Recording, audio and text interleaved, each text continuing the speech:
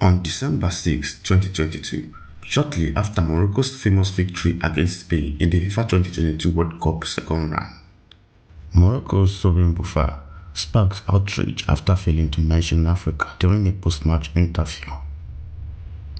Bouffa addressed the international media following their stunning victory over Spain and said their success was for the Arab world.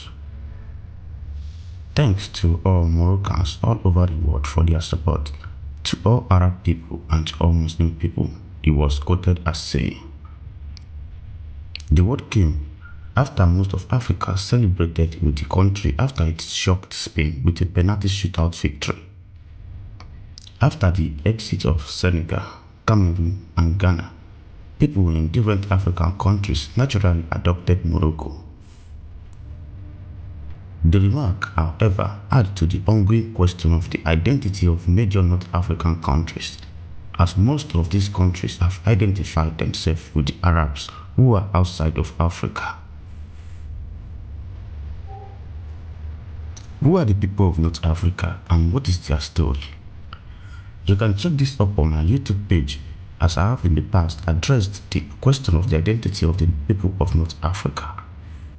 In the video, there is a detailed and concise story of how the people of North Africa came to be and what shaped their cultural heritage and geopolitical history.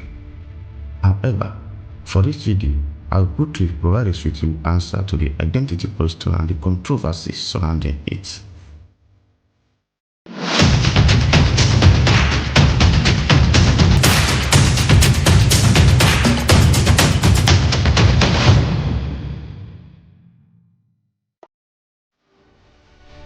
The earliest inhabitants of North Africa were the Berbers, an indigenous group that formed the first civilization in the area in the 5th and 4th centuries before Common Era.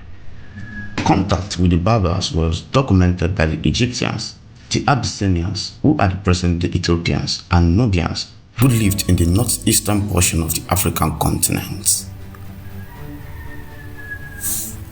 Arab Muslims arrived in North Africa in the early 7th century and launched a drive to conquer the local North African populations.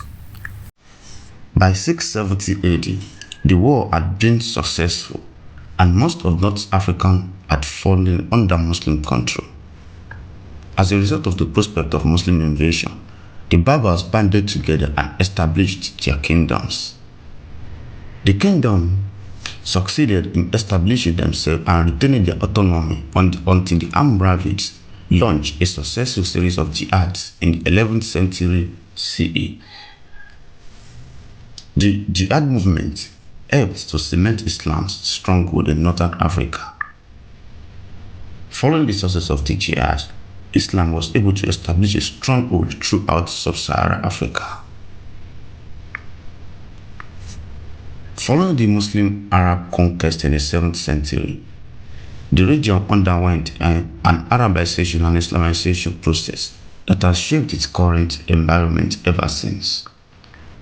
The question about the ethnic identification of these people are typically based on their connection to Islam and Arab culture.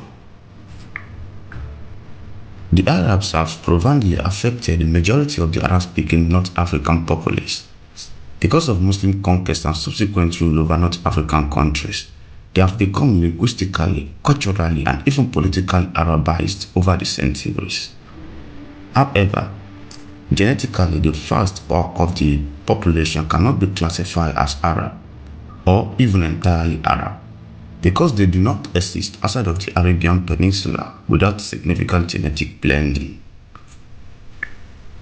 Although many confuse North Africans for Arabs, they do not have the same genetic composition. For example, Maghrebis are often of Berber heritage because they are one of the North African indigenous ethnic groups, regardless of whether they speak Arabic or Berber. Hence, they may be linguistically and culturally Arab, but not genetically Arab.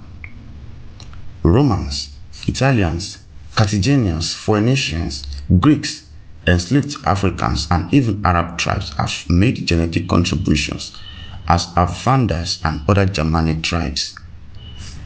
These factors may explain why they may not appear as typical Africans, So, since they overwhelmingly derived their ancestry from the indigenous Berber, they cannot be considered Arab.